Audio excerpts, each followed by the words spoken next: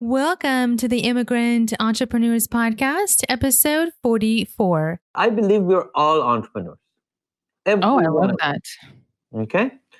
And because the definition of entrepreneurship, in my view, is you have something and you hope to exchange it for something better, knowing that there is a certain level of risk.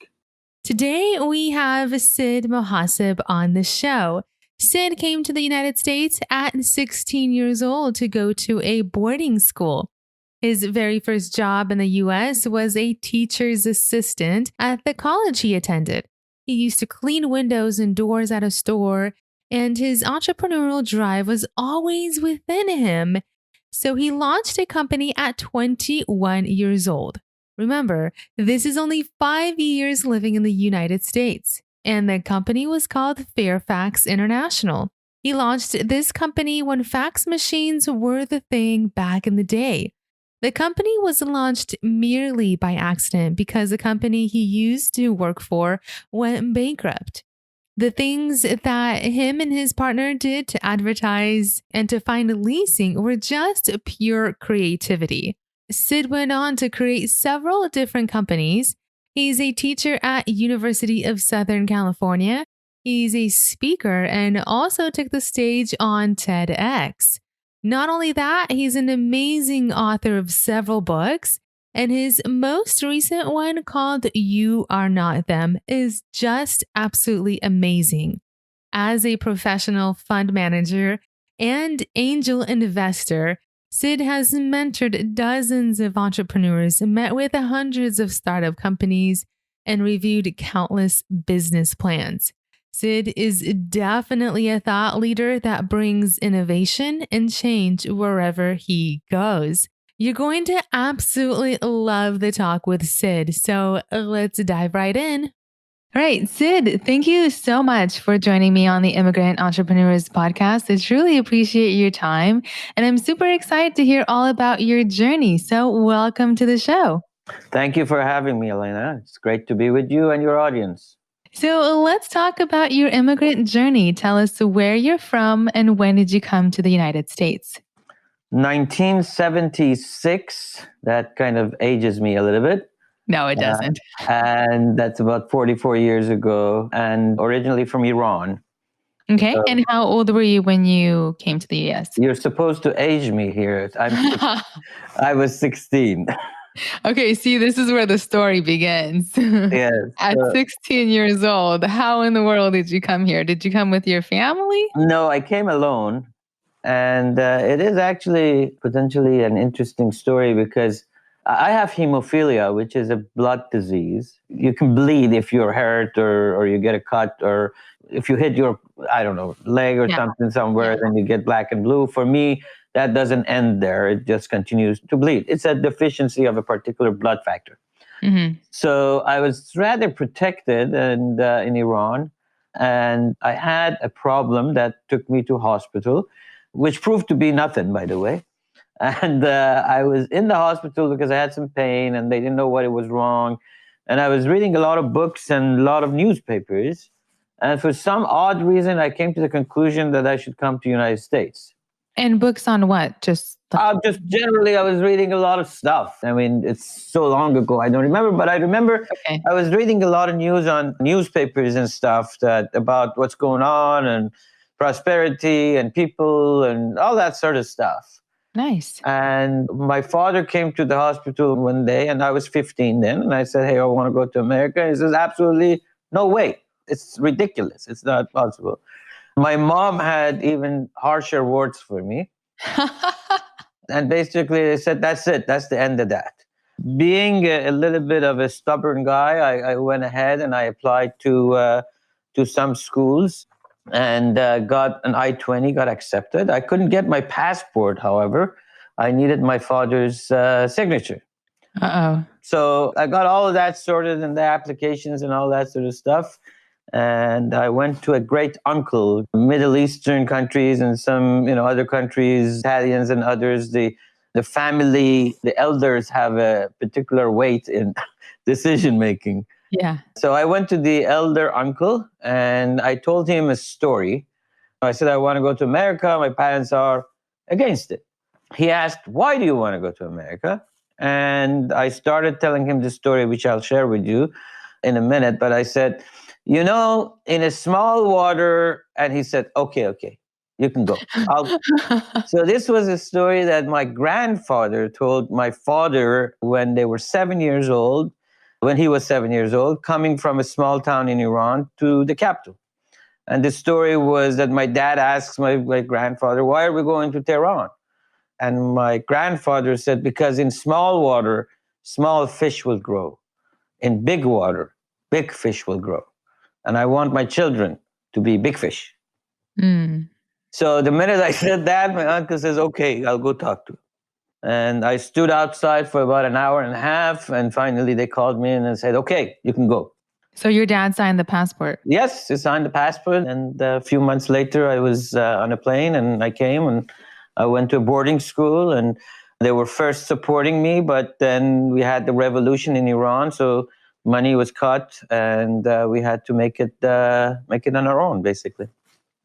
So you went to boarding school in United States? Yes, I went to boarding school for high school in Danville, California, and close to Sacramento and San Francisco. And then I went to school at USC here in California, in Los Angeles. Uh-huh. And so did you have any family or friends in the United States to meet you? I did not. You were all by yourself at 16 years old. I did. I mean, it's like a cousin of my dad's friend was in the same 2 cities over. And actually, one night I didn't know that when you go to a boarding school, you got to take your blankets and stuff. I had no idea. Yeah. So I showed up and there's a room with a mattress with nothing else in it. So I called this friend of a cousin of my dad's, whatever, and they came out and picked me up, and we went and bought some blankets. And I would probably see them every 4 months or so. They were, again, about an hour drive from where I was. And so did anyone meet you at the airport initially? Who did you live with? How did you get all situated at 16 years old in a brand new country? Initially my father came with me. Okay. So we came together and then we went to the school, and then my mom came too, and they were crying as they left me over there. And that was it. Wow. Okay. And so you lived at the boarding school. I lived at the boarding school for about a year, and then I came to Los Angeles to go to university. Got it. Okay. Okay. That all makes sense now. Okay. So we'll get back to that story, but I want to know, what was it like growing up in Iran? Well, it is a very different experience than probably you would hear from a lot of people now. I would say it was an entirely different country. I'll give you an example, which may sound silly, but it was the truth. Until I came to the United States, I had no idea that there's a difference between Muslims and Jews and Christians. Mm-hmm. We were all in the same room, in the classroom. And I had friends that I had no idea that there was a difference. So and the economy was well, and everything was prosperous as far as, my family they were middle upper class. They weren't super wealthy, but we had a good life. I remember in 1978, before the Iranian Revolution, it happened in 1979, my dad said, "Hey, we're going to go to Europe for a vacation, and why don't you come over there?" And I said, "No, I don't want to come over there. I want to go to Iran because my friends were there and there was parties and there were things that I wanted to be at." So this is when you were in the US already. Yes. I was in the US, and I went in 1978, and I wanted to go to Iran because it was as fun as going to south of France or whatever. That was And then I didn't go back for another 17 years after that. Okay, so then where you grew up in Iran, was it prominent that everyone sought higher education and went to a university? In general, if you would, during those days, I mean, I'm sure in rural places when poverty was a little more, it wasn't the case. But in general, in those days, there was a lot of focus on education.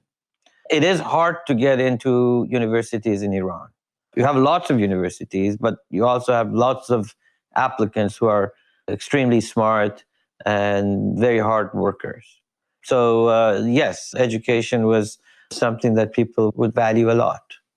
Got it. Okay. And was it paid by the government? Yes, yes, Oh, okay. pretty The much. universities are paid by the Yeah, I mean, now there are some private universities. Back then, I don't recall, to be honest with you.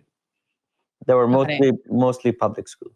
Okay, so tell me about the struggles that you had to go through when you first immigrated at 16 years old to a brand new country. Well, part of it is when you're young, you're naive. And that naivety helps you get through things, you know.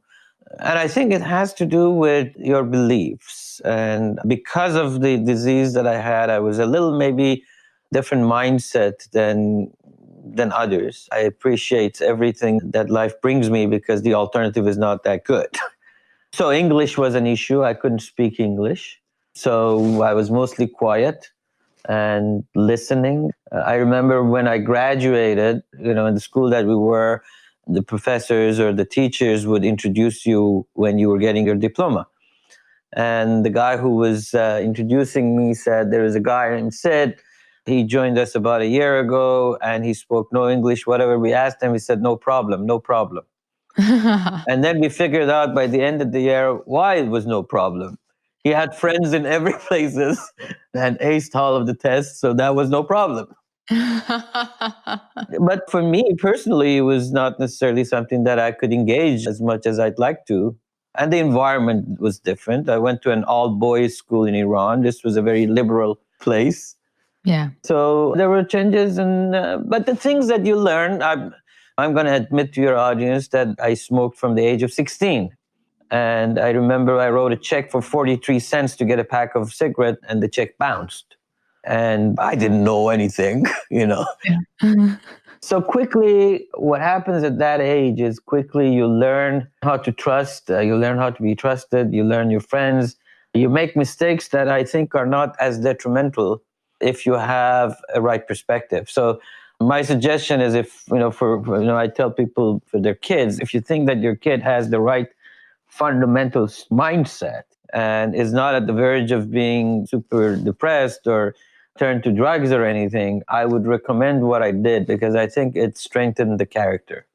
And what do you mean by what you did? What part? I mean, just the coming here and the being alone, Oh, got it. being able to make mistakes and make friends and see how you kind of evolve yourself and find your path. And Yeah. You grow up overnight. yes, You got no parents around you. You got no one to lean against. Oh my goodness. yeah. But it does, I guess, require a little bit of a tougher character, I imagine. Mm-hmm. Mm-hmm. Awesome. Okay. So I read about you and it mentioned that you wrote a book at the age of 14. I did, yes. Okay. And so how did you become a writer so young? And what was the book about? I'm curious. So that book was in Persian, in Farsi, and it was a poetry book. And I was a pretty good writer in Farsi as well in my younger days. And I liked the ability to express with words in a way. Now, the interesting part is that I didn't write for a long time until I picked up writing in English. And now I have written 2 books. My first one was Caterpillar's Edge, Evolve, Evolve Again, and Thrive in Business, which is now recommended and used at multiple universities, including Wharton and USC and other places. And it was a bestseller. And my new book, which just came out 3 days ago, which is called You Are Not Them. And the second book, and this is how it connects, You Are Not Them, by the way, has to do with that you are unique. And winning in entrepreneurship has to do with finding your own entrepreneurship philosophy. So this one is actually rather poetic. So when you read it, you'll see that this combining poetry and business and philosophy kind of wrapped into one, which is getting a lot of attention with some folks that are in the business world. Yeah. Congratulations on those book launches. Wow. Thank you. Amazing. Yeah. Good job. And Sid, what were some of the first couple of jobs that you had in the US? First couple of jobs. Yeah. So at school, I was a good student. And I think, what do they call it? The period where you cannot be criminally charged for anything. I was a TA and a grader. Okay. For a number of classes. And the teachers liked me. But at some point, I had like 4 or 5 classes, and it was just not attainable. I couldn't do it. Yeah. So I had a group of people that I would, like other good students who didn't have gradership or TAship, and I would subcontract to them and have them grade the papers and the things. I would provide them guidelines. So that was one of the things I did at school. I did a lot of being a coach or that kind of stuff. But I also did some other entrepreneurial stuff with a couple of friends. We thought, hey, there is no Persian greeting cards for Iranian New Year. So we created that and had some prints, and that did well. We made some money. I also worked at a computer shop. This was like very, very early stages of computers. Mm-hmm. But not at that time I had a degree, I believe, or I was about to get one as an industrial engineer. But I used to clean the floor and clean the windows. Where? In LA and at a store, basically. Oh, okay. So I remember the story that the guy had me bring boxes to the car when the customers would come in and whatever. And one day I got out and I saw some of my relatively wealthy friends who were from the school. And I didn't want them to think that I'm doing what I was doing. So I handed the box to my boss and said, put this in the car. And the guy was looking at me like, what the heck? But I started my first company and business as an entrepreneur also kind of as I graduated and I entered my master's program. So right at the middle. Okay. And was that at 21 years old with That was Fairfax correct. Yeah. International? Correct. Okay. So let's talk about the journey because you've opened several different companies. The very first one at 21 years old, Fairfax International. How did you open that up? And I want to know, is something along the path of you're in school, you're in college, and you kind of just knew that you were going to be an entrepreneur, or where was that spark lit for you? So I got a job for this summer as a management training position. Okay. For Flying Tigers. And most of your audience may not remember that unless they're as old as me. Flying Tigers was a major competitor of FedEx. Okay. And DHL. It was a big, big place. And one of my friends and I, who actually, she and I went to high school together, we both got a summer job. I don't know if she got it and then she introduced me, or I got it and I introduced her. I don't remember. But both of us ended up working for Flying Tigers over the summer. And the job was to do market research on the applications of a facsimile service. Okay. So let me explain. A facsimile is making a copy out of something. That's called a facsimile. And that same word later on turned into be fax and fax machines. Mm-hmm. And therefore, Fairfax comes from there. And we would go, I can easily say that I've been to thousands, I don't know, 5,000 or 10,000 or 3,000, but thousands of offices in that summer doing market research. And some of them kicked us out and some of them actually answered. And hey, can you use a service that would be a facsimile service? And they would say, what is a facsimile service? Oh, where you put a document here and then it could go there. And the idea was at that time, fax machines were about $5,000. And obviously you have to have 2 fax machines on 2 ends for people to be able to communicate. Right. So the idea was you have a service that you call me, I will come to you, or you come to my office, you would fax something, and it would be delivered by some messenger service on the other side to the other party. And how did you come up with that idea? So this was their idea. But got it. So this was their idea, and we were doing the market research for it.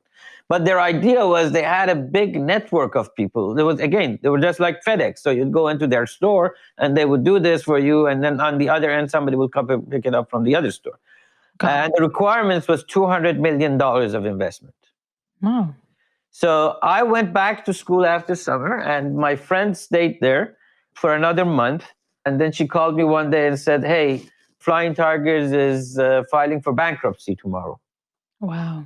So we got together and looked at it. We obviously didn't have $200 million, so we scrambled $20,000.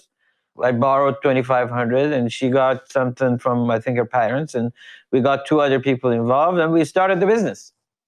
And we changed some of the tenets of it, obviously. One was that we would get these portable fax machines. We were pretty heavy. And you would call us, we'll come to your office, we plug the fax machine into your phone and fax it directly from there into our office, which would then fax it to one of our locations, which was basically a messenger service.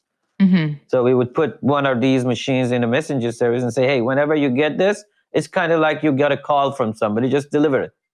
Mm-hmm. So we went from, 24 hours or 48 hours, I think, at that time, to 2-hour delivery of documents. Okay, so you basically took that same model, tweaked it a little bit, and launched the business. That's right. And we did some interesting stuff along the way. So we didn't have money to, get an office. So we negotiated with a building owner. At that time, I think real estate was not doing that well. With a building owner, we said, hey, give us for $200 or $250 a month a suite in your building. And whenever you want us, we'll move to another suite. So we didn't have any money to market ourselves. So one of our partners said, hey, why don't we start our own weekly newspaper, local newspaper? So we created something called the Wilshire Collection and get some articles here and there. And we got some ads from other people. And that would help us put our own ad in it. Wow. So it became a $0 ad opportunity. That's genius. Yeah.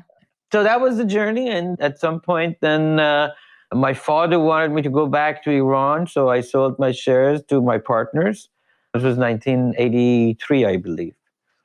And as I mentioned, I had a little bit of a pain in my stomach. That was how the whole journey started in Iran. Mm-hmm. And the minute I started to pack up my bags and go back, guess what? One evening I had the same pain. And I went to the hospital. And after a couple of days, I was reminded that, hey, this is the same thing. Maybe I'm not meant to do this. So I stayed. Oh, okay. Did your father come and visit you? Yeah, he was telling me, oh, my heart is this. And there was nothing wrong with him. He just wanted me back. Aww. Okay. So after the Fairfax International, did you get yourself a job or did you shortly? Yes, I got a job. Okay. Again, when I was in the hospital again, I sent 4 applications or resumes out. And amazingly enough, those were the days nobody was able to find a job. I was lucky. I got 3 offers. And out of the 3 offers, I picked the one that paid the least. So I went for an interview with these guys and I had my suit and tie on. It was like, I don't know, in the afternoon sometime, 2 o'clock, 1 o'clock, 3 o'clock, somewhere around there.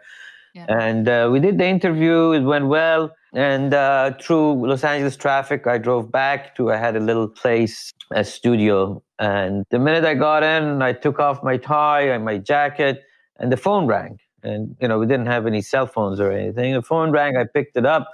And the woman on the phone says, I'm Carol, I'm Jim Steinman's. By the way, Jim lives in, I think, Tahoe or in Sacramento now.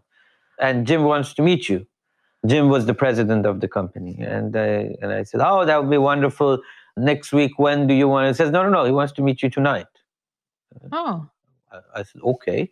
So I said, fine, okay, I'll come back. So I put on my jacket and tie and got back, just closing the door and getting out when the phone rang again. And it was Carol. It says, oh, by the way, don't put on your tie and jacket. Jim wants to meet you at this bar. He wants to meet you at the bar? This is a weird... Uh-oh.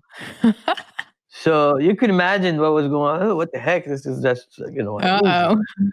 So I went to a bar on Sunset Boulevard, and it was a sports bar. And the Lakers were playing. And this was the heyday of the Lakers. Yeah. And the Lakers were playing. I said hello, and we said hello, and we sat down. We had a beer, and for about 2 hours, we just watched the Lakers game and talked about stuff. Nothing about jobs, nothing. Wow. And at the end, he said, so you want to start Monday? And this was a Friday. And I liked the guy. I said, yeah, I'll start Monday. And out of those 4 applications, he was the lowest, Yes, it was the salary. lowest, and I liked him, and it was a management consulting entity, and I was the sixth employee. Together, we helped that company grow to about 250, 300 people. I don't remember exactly what, and opened offices in different places. And about 6 or 7 years later, I was their partner in strategy and corporate development. Okay, so you went from studying engineering. What did you study in your master's degree? Industrial engineering Industrial engineering, and then and now you and go ahead. operations research, Alina. Operations research Okay. is now what is very sexy, and it's called data science. Data science. Okay, It okay. wasn't data science then. It wasn't as Yeah. cool. Okay, and then you got a job that you worked for 6, 7 years for a marketing company? No, it was a management consulting firm.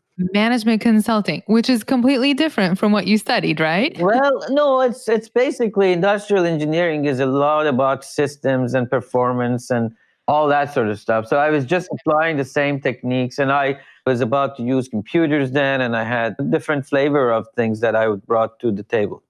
Okay. Awesome, awesome. Okay. And so after that, you decided to open another company? Yes. Okay. So I was the partner. Oh, by the way, I was making like $400 an hour, $450 an hour as a consultant, which Wow, and back was, then was really good. yes, it was really high up on the scale. But I was working a lot with these folks there was a lot of leverage buyouts then. Leverage buyouts are where usually they were Wall Street companies, or they would identify a company and then they do a lot of leveraging and get loans and mezzanine loans and buy a company. Mhm. And then they have to improve its performance or whatever. So I was doing a lot of consulting for those kind of people. So they would buy the company, and I was the consultant when they were paying us well, but they were making hundreds of times more than we were making. Mm. So I thought, wait a minute, this is an hourly gig. That's a different story there. I like Mhm. that. Yeah. And I started thinking about doing my own business and doing my own consulting firm.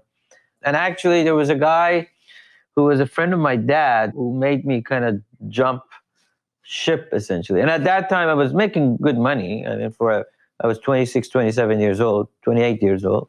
Mhm. And I was making really good money for my age and what I was doing. And I met with a friend of my dad's when he was here we went out to lunch, and he asked me, and this guy had a sixth grade education, but in Iran, he had a lot of factories and a lot of employees. Wow. And he said, so what are you doing? I said, well, I'm a partner of this firm. I'm thinking about going on my own. I'm going to do it slowly, take a project here, take a project there. And then he said, you can't ride a horse or a camel halfway. You're going to fall. If you're committed, Mm. you're committed. So I came back and thought about it, and I thought, yeah, I'm committed. So I started my own firm. You quit and you did this Yeah. full time? Yeah. Okay. I quit a pretty decent job, and I started my own firm. And the next day, I'm not joking, the next day, literally the next day, I got a call from Mattel Toys, and they gave me a project for $250,000. $250,000? And that was a lot of money. Okay, That okay. was a So project, a consulting project, right? okay, so you opened the firm doing what? What did Doing you start management doing? consulting. Oh, the same thing? Same thing, but my intent was, let's create some cash flow, and then I would slowly move and do this leverage buyout thing and buy companies. Got it. So I got a project for Mattel Toys, and then here's the kicker. And for the next 2.5 years, I got no other projects. None. Zero. Zip. Wow. Zilch. Nothing. Where did they find you? So Mattel Toys people knew about me because my old firm was talking to them about me. Okay. Now, here's the thing. And during that time, I sat in boards with presidents of McDonnell Douglas and the board members of Union Bank and Federal Reserve Bank. I mean, I was a young guy in a lot of interesting places. And what I remember is that for that 2.5 years, I couldn't sell anything. I couldn't do anything. When I was with the other firm, I had like a 97% closing ratio. That means every time I would go, 97 out of 100 times that I would go to a client, I would walk away with a project. That's pretty amazing. Yeah. But I couldn't do any after I left. And what I figured was that it was the business card, it was the ecosystem, and that was really good for my ego. I thought that I was really all that And then some. and then some. And I realized, no, that's not the case. Somebody was building me up and marketing and all that, and it wasn't me alone.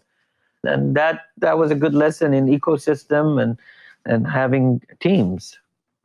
Okay, so the project was for 2.5 years with Mattel Toys? No. The project was for 6 months. For 6 months? Yes, but then I couldn't get another project. So I went into debt in the tune of a few $100,000 on my credit card. Wow. Okay, and so what did you decide that you needed to market yourself? Yeah, and slowly, I picked up projects, and then I actually was able to later on buy a company with a group and turn it around. We bought a company from DuPont and turned it around, and then another one. And then I saw lots of small opportunities to start technology companies, basically software and data companies. And I did 4 or 5 of those, 3 or 4 of them, before I had another breakdown when in 2000 with the dot-com era.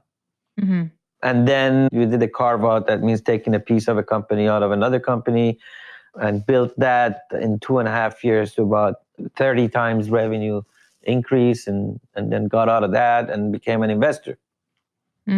Okay, so Sid, how does that normally work? Do companies go out there and sit in a bunch of meetings and say, a portion of us is for sale, who wants to buy us, and what's the investment returns? Or how does that normally work?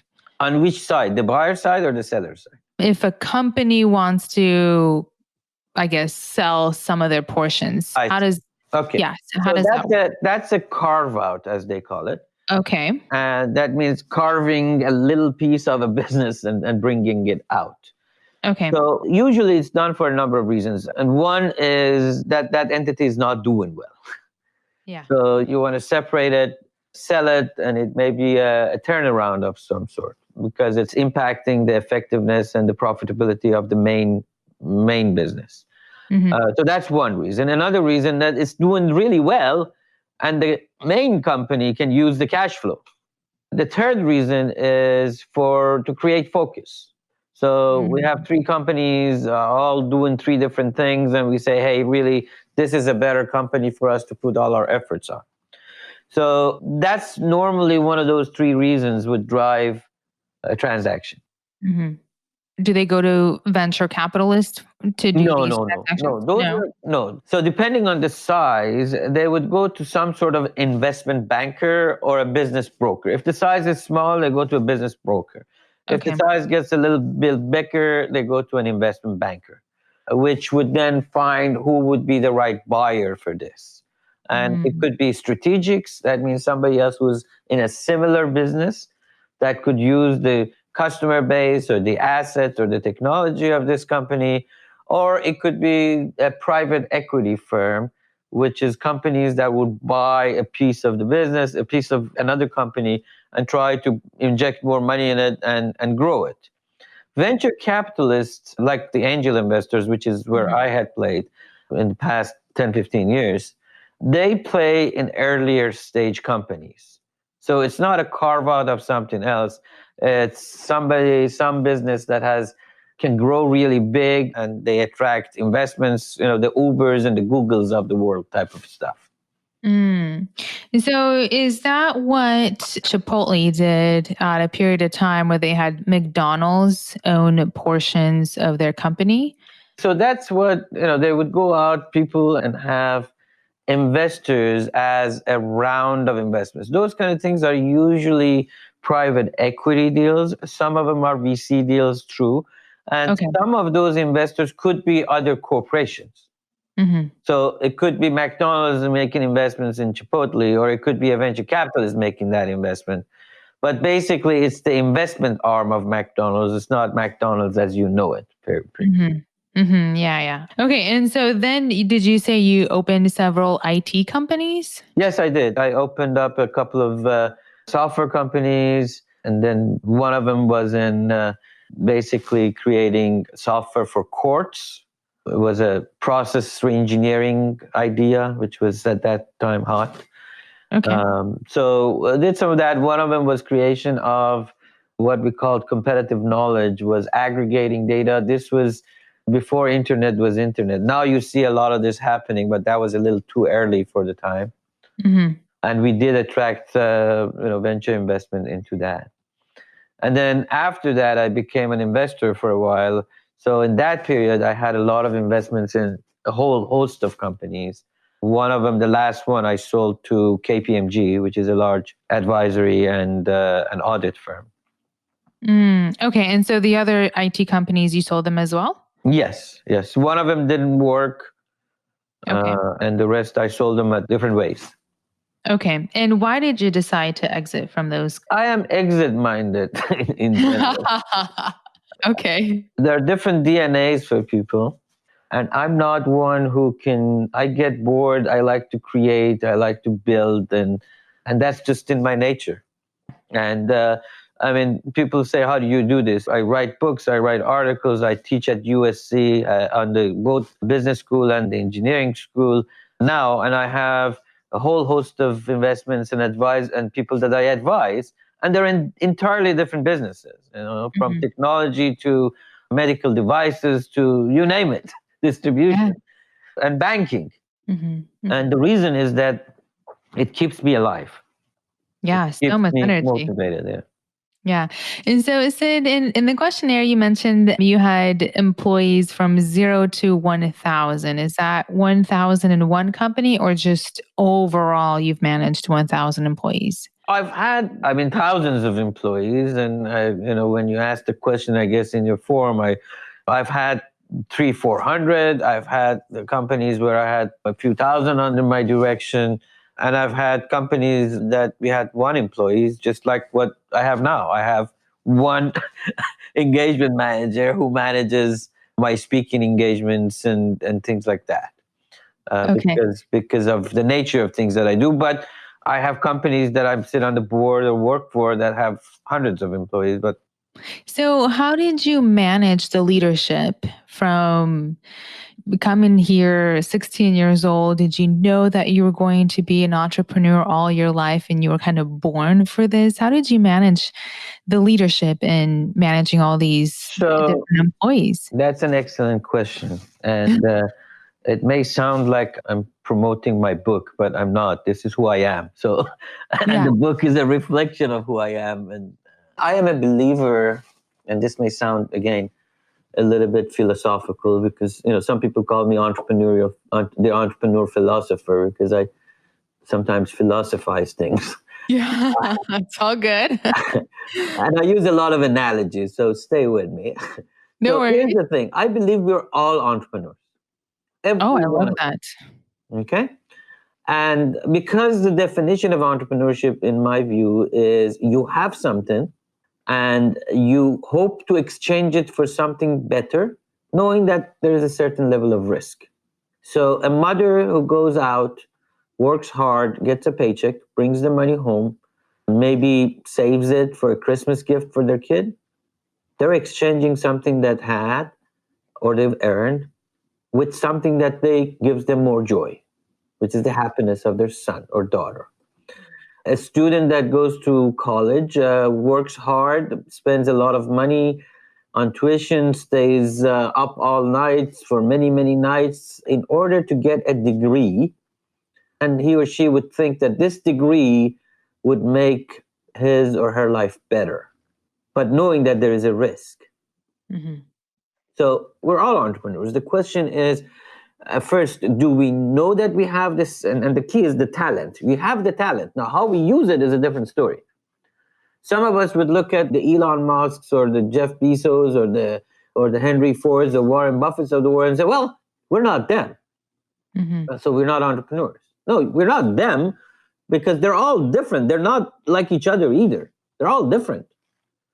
And the question is, how do we take our origins and shape our originality? How do we create our authentic entrepreneurial way? And I believe that's in the way we build our entrepreneurial philosophy, which is unique to us. which is how we see risk, how we build an ecosystem, how we dance with challenges and opportunities, and our mindset and how actually, actuate our mindset, how we deal with change, how we create more choices for ourselves. And those are all things that are very, very unique to each and every one of us. Mm. So I'll say one of the things is, let's look at risk as a pilot. Mm-hmm. A pilot takes a risk every day as a commercial pilot. You go from A to B, from B to C, and always take a risk. But that risk is calculated. You look at the weather, the engine, there's a checklist. But first, do you think the pilot takes more risk or the passenger who's sitting on the back seat? Probably the passenger. They both are. Oh. The risk is the same. The question is, the passenger has delegated leadership, in that case, to a pilot. Now, that's a lesson in entrepreneurship. We can look where we need to lead and where we need to delegate. But we're taking a risk. Without risk, there is no life. Let me tell you another thing. Without change, we are stagnant, right? Imagine you would always have McDonald's for lunch. You will always be 22 years old or 62 years old. You will always work as a teller in a bank. You will always have the same clothing. It would always be spring. Can you imagine that? Sid, I have to say, doesn't Warren Buffett eat McDonald's every single day, though? Well, I guess it's working for him. That's why it's his philosophy. But he makes investments in a whole lot of stuff. Yeah. So the question is, there has to be change before there are choices. You have no choices unless there is change. Mm. And you either embrace change that's coming at you or you ignite it, you create it in order to have choices. Oh my goodness. So powerful. I am going to have to find all your books and link them to the show notes for people to grab a hold of your books. And I'm going to get copies of them too. Wow, that's amazing. And Sid, so Venture Farm, is that your only baby right now? No.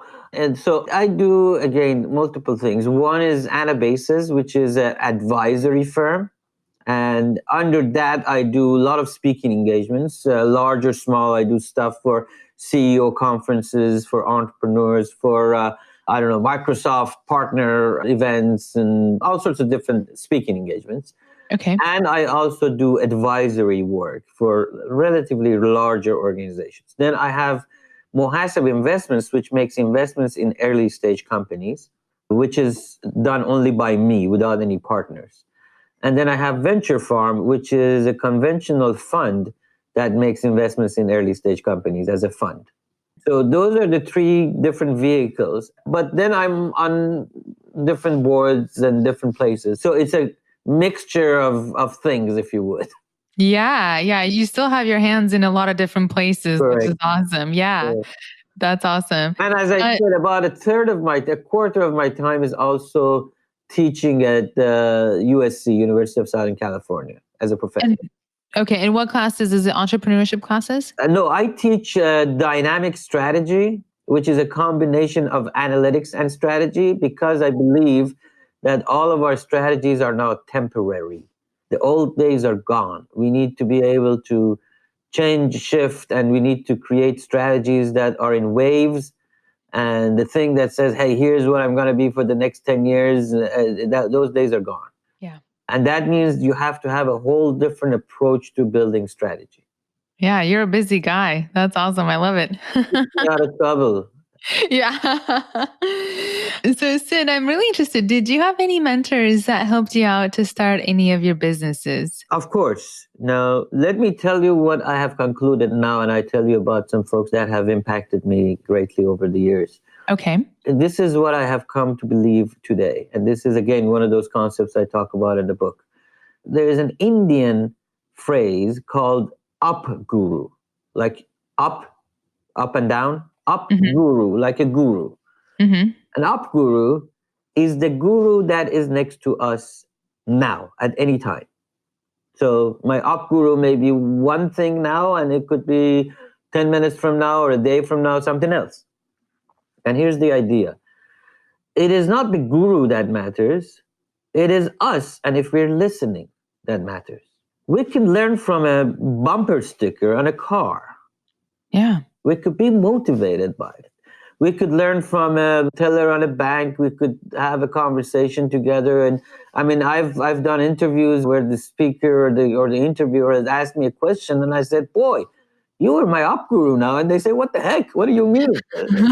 You just taught me something. I hadn't thought about this, not in this angle or not in this form." So the mentor relationship, if you would, or the guru relationship, whatever you want to call it, Yeah. has a lot to do with the listener and not the one who's talking.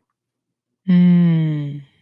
So, have I had many? Yes, I've had people. I used to teach philosophy for a little bit, which was influenced by a guy who was basically a philosophy guy. And he helped me. Jim Steinman, that I mentioned earlier, who was the guy who got me a job at a bar, Yeah. Yeah. he taught me a lot, and I have stories to tell about him. I'll tell you one. One day I was leaving the office, and he called me. His office was a corner office that was kind of a glass window kind of a thing. And as I was leaving, it was 7, 8 o'clock at night. He called me in and said, "Hey, come on in. I want to talk to you." I said, "Yes." And I had written a report. This was within probably the 6 to 7 months I was there. And he threw the report at me, all red marked. And he said, "Sid, you are a brilliant guy, but you would never," and he used the profanity. It wasn't that bad in those days. "You will never make a Bapa consultant. Mm. You can't write anything." So that motivated me. And as you can see, I've written a lot of articles and I write a lot of books. Yeah. And. So, I mean, it was how open I was, and I could have taken that the wrong way and said, "Oh, who is this guy? And, I'm a foreigner and he's doing this." But it's how you take things. I think at the end that makes it a positive or a negative feedback with people. So you had mentors along the way that were really not like official quote unquote mentors, but you grabbed pieces from every conversation you could Yeah. that was valuable for your life in that period That's of right. entrepreneurship. That's right. And I believe that the more you listen, the more you learn. Yeah. So I have a very serious question for you now, Sid. Yes, ma'am. Can you be my up guru? I hope that we did that just the past 10 minutes, and I sure would be happy and delighted to. In the past 10 minutes, Aw. you said, "Oh, that's an interesting way of looking at things." And I Oh hope my that goodness. when you go home, you'll say, that's Yes. The last 54 minutes. Yes. So much powerful advice. But, there has to be a follow up to this. of course, anytime, Elaine. Okay. Okay. All right. So I got to ask, how do you reinvest in yourself to keep up to date with your market or niche? So you asked me about leadership. Yes. So leadership and entrepreneurship, I call them twin brothers. They are the two sides of a coin, in a way. Mhm. And I have this thing that you have to be an authentic leader. That means, in general, I'm not a how-to proponent. I mean, it's great to read a lot of books on entrepreneurship, read a lot of books on how to do this. But first, you have to have your mindset set. You have to Mm. know who you are and what is your philosophy, because you're not them, right? And how do you do that without reading books and learning from No, others? the book reading, if it's teaching you the mechanics of how do you do cash flow, how do you, do marketing this way, doing marketing this way, or sales that way, or closing this way, or closing that way, is a mechanics of how you do certain things. But life is not, and entrepreneurship is not like an IKEA bookcase. It doesn't come with any kind of thing that you could say, okay, put piece A and screw number B, and then you'll have a bookcase. Life is not like that. Yes, we do need bookcases. We do need pieces. We do need to learn about accounting. We do need to learn about marketing. We do need to learn about, those are the wheels of our car. But we are the engine. And the engine, nobody else can give it to you. Nobody can motivate anybody. I say, you are the sculptor and you are the sculpture. You are the artist and the art that has to constantly be chiseling yourself and constantly be able to carving yourself never being perfect, always in the making. Mm-hmm. So back to that leadership stuff. So I'd say there's 4 or 5 things. In order to be your authentic leader, you have to make a decision about a few things. One is you have to be able to figure out how you are situationally aware. And here's what I mean. Mm-hmm. Situationally aware of the people that work with you, situationally aware of the needs of the customers, aware of your financial capabilities, aware of the capabilities of your team, aware of your ability to deliver. That's being situationally aware. So no 2 situations are the same, no 2 people are the same. That leads us to the second thing, which I'll say you have to have variable communication. You and I talk in a certain way, but you need to talk to somebody else in a different way. The key is not to use a lot of big words. The key is to be effective. Mm-hmm. And the only way you get people to do what you want is for them to first understand what you want. They have to understand it. And the second thing is there has to be trust. So I believe that there has to be a 3-way trust, not a 2-way trust. People say, you trust me, I trust you. No, there has to be a 3-way trust. The first trust is if you trust yourself. Because when you trust yourself in who you are, what you do, then I can trust you. Then you can convey trust. So first you have to trust yourself. Then you have to have the ability and the courage, which is the next thing I'll mention, is to have the courage and the ability to trust others. And when you trust others, then they will trust you, which is the Got it. glue that keeps an organization together. Got it. Got it. Okay. So when you created these different companies in different markets and niches, you didn't pick up any books. You kind of just got yourself into the mindset that you can do No, it no, and you no, no, no. I read a lot of books. I read a lot. Okay. Okay. I read a lot. I mean, hours a day. I am a believer in reading. What I'm Okay. saying is, none of those is me. Pieces of all of those are in me. Oh, got it. So I can't read the story of Steve Jobs and try to be him. I am not Yeah. him. He comes from a different background. He has a different intelligence level. He had a wife, I didn't. He had a kid, I didn't. He had a this, I didn't. He lived in a different era. He smoked this, and I had, he was born in a different place to a different family. Yeah. I will never be him. Can I learn pieces of his behavior from him? Of course. I will never be Warren Buffett, even if I have McDonald's every day. Yeah. Yeah. We just gotta stop by the McDonald's that he visits every day and steal all his secrets. Steal all his lyrics. Look at those guys. They're not the same. Yeah. So why I do mean, we expect that if we read somebody else, it can be exactly like that guy? We can't.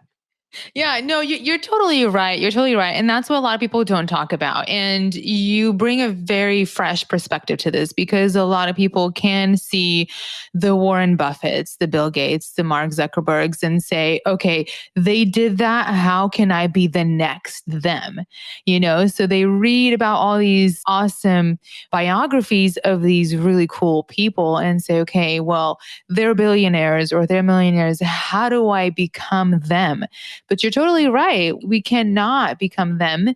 And I'm really eager to grab a hold of your book because now I'm talking about you're not them. No, that's totally right. And this is what we need to really convey to all of the immigrants and all of the entrepreneurs. Stop looking at the people and envying those people, but learn in different perspectives and apply every bit of knowledge to your specific journey. That's right. I think it was Bertrand Russell or somebody who says there is no nobility in being better than others. Nobility comes by being better than yourself. Yeah. So the idea here is an evolve process, an evolution process. And that's why I'm saying you are the artist and you are the art. You are the sculptor and the sculpture. And the sculpture is never done. So can you be better than yourself? Can you be better? I mean, don't be them. Be better than your previous self. Yeah. Yeah.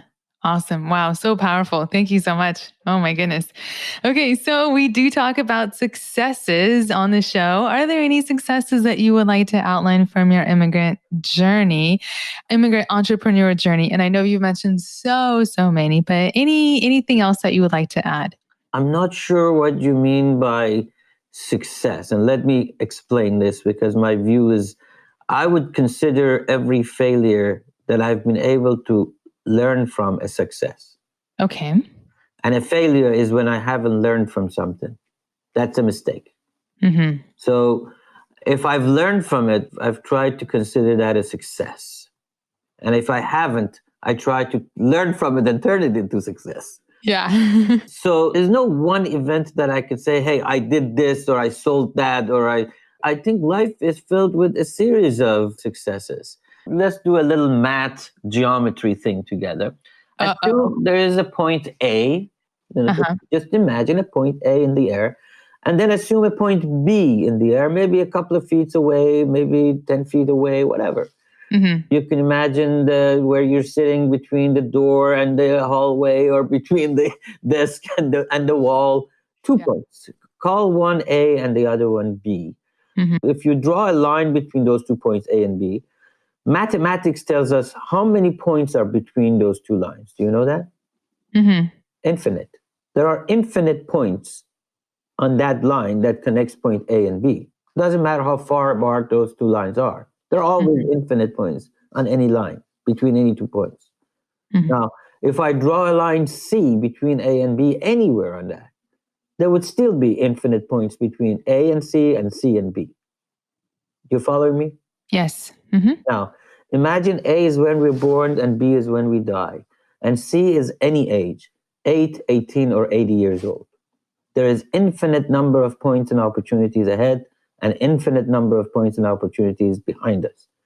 Equal amount. Doesn't matter where you are, doesn't matter how you are, doesn't matter how age you are. They're not the same opportunities, but they are instances for us to change, instances for us to evolve, instances for us to be something different, to be better, to improve, to experiment, to learn. Yeah. And there's an infinite amount of journeys that we can take to be on that path, right? Exactly. Yes. So amazing. I say, don't leave change to chance.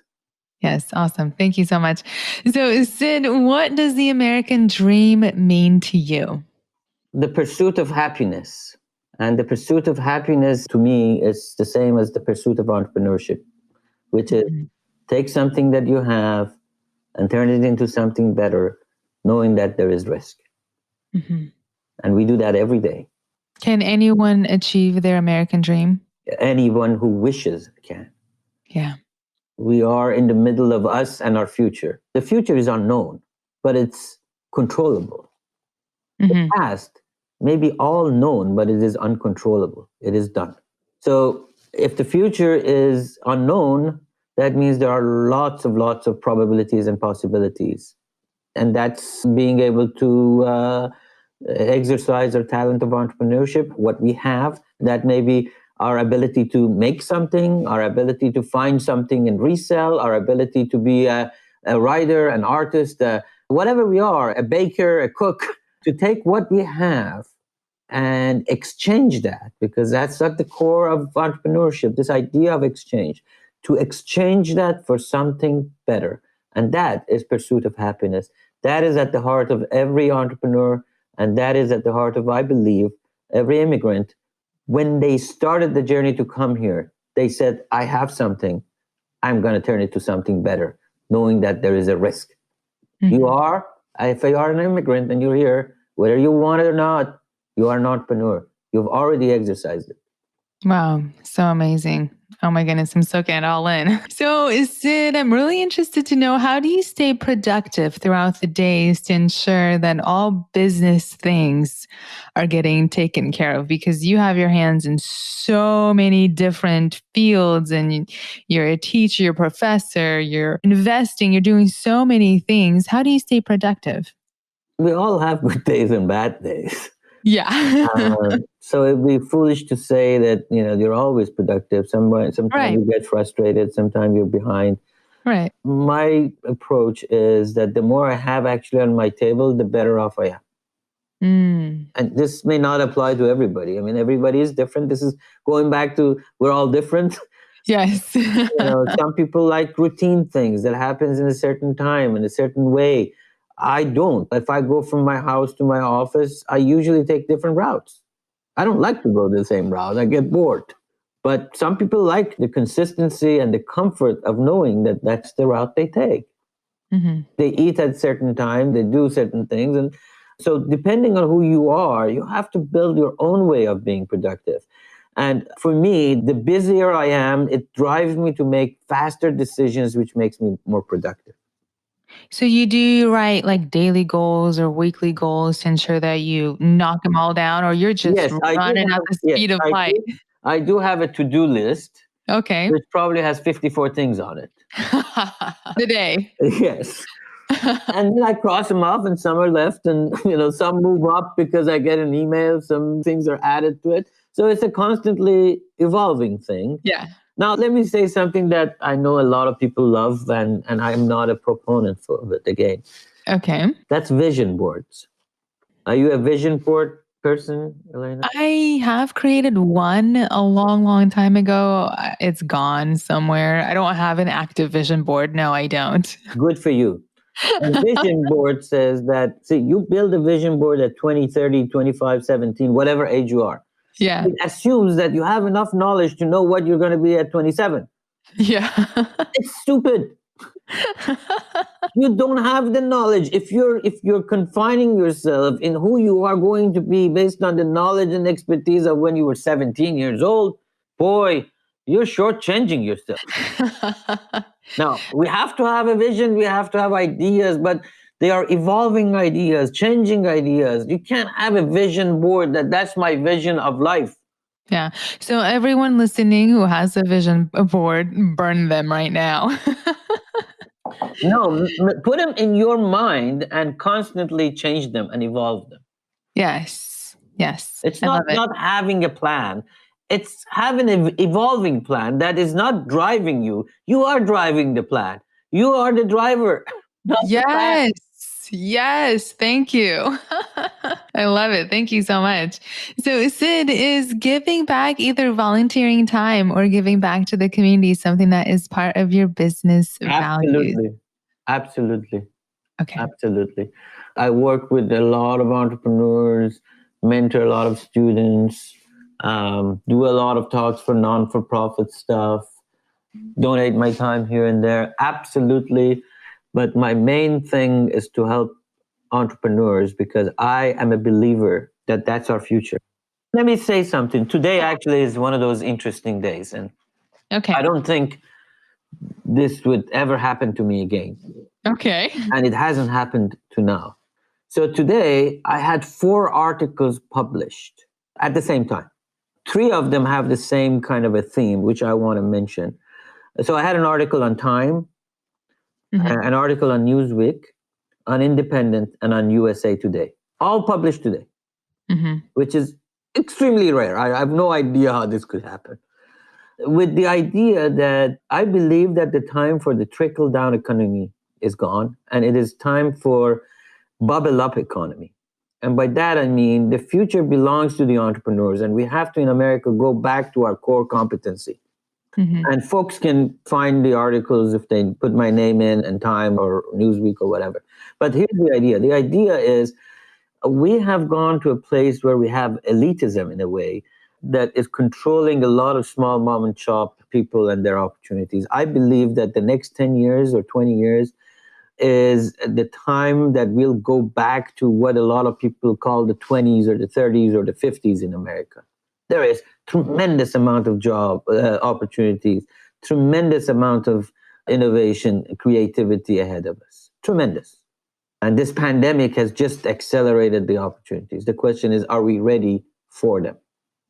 And Sid, it's interesting that you say that, and I love it, but you're a professor at a university, but don't the schools and colleges these days in United States specifically shy away from entrepreneurship? Because when we're in school, we're meant to believe that we're going to become employees, You know, not one of the reasons, employers, right? Elena, one of Yeah. the reasons is what gets measured gets done.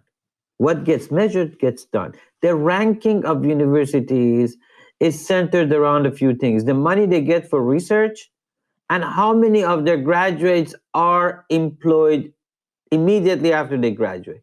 Yes. So Isn't that a screwed up system? yeah, so this is what I'm saying. This is Yeah. this is where I say, here's what happened. We didn't want to be a socialist country. We wanted to be a capitalist country. But what has happened is the capitalist country turned into a trickle-down situation economy. So Mhm. the government helps the big companies with taxations and whatever, who would then give you and I a hand-down job. They give us a hand down. They give us a job. Yeah. And that's not the core competency of America. Core competency of America is true entrepreneurship. When a man and a laptop, when a mother and a father create a business and thrive it. Yeah. But that's not taught in colleges. Here's the thing. So everything is connected. Everything is designed around feeding that mentality. Yes. Right? And my guess is, and my hope is, that in order for us to be, as Americans or as America, the thriving force in the world, where we have China and others who are massively attacking on different front, Yeah. it must be for us as a country, whether we are Jews or Muslims, whether we are blacks or whites, whether we are from Russia or from Iran or from anywhere else in the world, Yeah. is if we have chosen as an entrepreneurs or as people who have migrated here, is to begin to be entrepreneurs, to practice it, to build things, to create things. Drop out of school. Drop out of school if you have to. But if you have to. Yes, yes. If you have, So, and do you think as you became an entrepreneur that allowed you to give back more to the community and volunteer? And was that a key resource for you to allow you to do that? Do you think if you remained an employee that it would have had no impact on your I don't giving? think so, Elena. I don't think so. I think it's a mindset of who you are and what you do. I Okay. mean, you may say, hey, if you're working someplace, you have a lot more time on your hand to spend at your church or in your community, or take the kids to a baseball game, or be a coach, the baseball coach, or whatever. And your weekends are for you and all that. And somebody else may say, well, if I'm an entrepreneur, I'm successful, I have a lot of money, I can throw that around. I think it's a mindset like anything else. It's a priority. It has nothing to do with money. And I don't think money necessarily is a good indicator of being a philanthropist. Mhm. You know, if you're giving money to a school and you want your name on top of it, that's not philanthropy. That's just telling your kids and others how successful you are. Mhm. If you want to Got it. give it without your name on it, okay. Yeah. Yeah. Awesome. Awesome. Last question. Oh my goodness. And then we'll wrap it up. What are some things you would advise the next aspiring immigrant that wants to start their own business? And you've shared so many nuggets so far, but if you have anything else to add. First, believe in yourself and create that trust. Second, realize that you're an entrepreneur by nature and turn fear into learning. Third, build your own entrepreneurial philosophy. You're not them. Mhm. You have to be you to win, authentic you. And that means the way you lead, the way you build an ecosystem. I call it your oceanness. How you build an ecosystem around you. You have to be your kind of pilot. The way you deal with risk, you have to be mindful of what is ahead. But at the core, I would say, if you have your own entrepreneurial philosophy, you would have a higher probability of success than if I just give you a bunch of Legos and say, hey, if you put these things together, you will have a great building, and follow this map. It's hard to get there with that. Mhm. Yeah. So powerful. Wow, such invaluable advice. Thank you so much, Sid, for coming on the Immigrant Entrepreneurs podcast. Oh my goodness, I just absolutely loved all the philosophical topics that we discussed today. And I truly appreciate your time, and I wish you all the best of successes. And I'm absolutely honored to share your journey. Thank you so much, Elena. And I wish you and all your audience the same. Thank you. And hope that they will never leave change to chance, as I said. Take care. Alrighty, guys. Thank you so much for tuning in. If there are any links that were mentioned in this episode, make sure to check them out on my website under this episode to find all the links conveniently located in the show notes. I just wanted to ask for a quick favor. If you could please leave a review wherever you're at listening to this podcast. Also, if you're an immigrant entrepreneur and would love to be on my podcast, please email me and we'll get connected. I'll see you guys all next time for another exciting and impactful episode. Take care.